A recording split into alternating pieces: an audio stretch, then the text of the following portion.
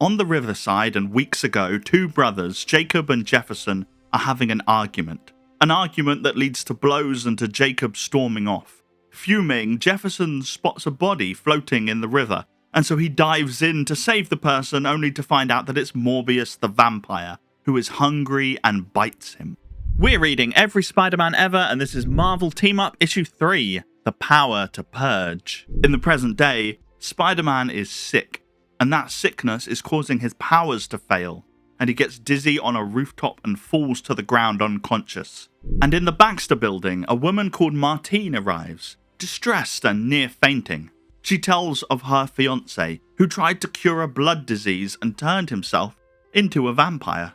When she mentions his name, Michael Morbius, Reed remembers having correspondence with him, and Martine says that she found his letters, as well as the letters from another scientist, Professor Hans Jorgensen. As Reed ponders the name, Johnny Storm gets bored of all this talking and leaves, preferring to take action and find this Hans Jorgensen himself, and hopefully find Spider-Man in the process to warn him of Morbius's return.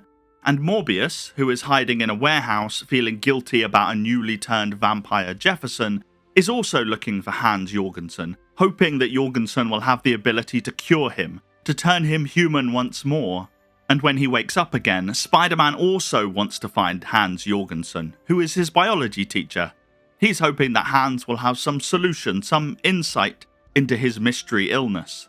With the three men chasing Hans Jorgensen, it's the Human Torch that finds the professor first, followed shortly by Spider-Man, interrupting his class in the process. After he makes them wait until that class is finished, they fill him in on Morbius.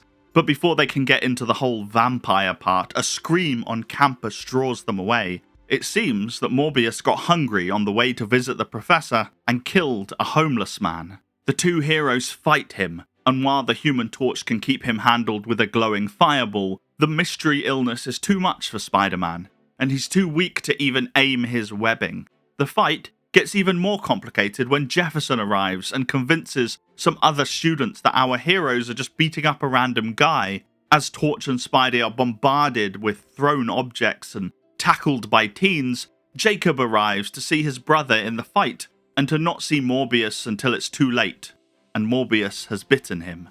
His vampire brother Jefferson leaps at Morbius to stop him and is knocked aside, cracking his head on the ground. But his actions save his brother, as the heroes rally and Morbius flees. But Jefferson's actions also cost him his life, as Jacob finds his brother dead and quietly weeps as Spider-Man and Torch leave.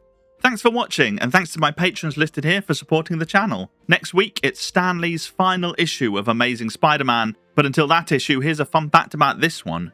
This is the third team-up in a row with the Human Torch, who was very popular at the time, but now there's a good run of 6 issues before we see Johnny Storm again.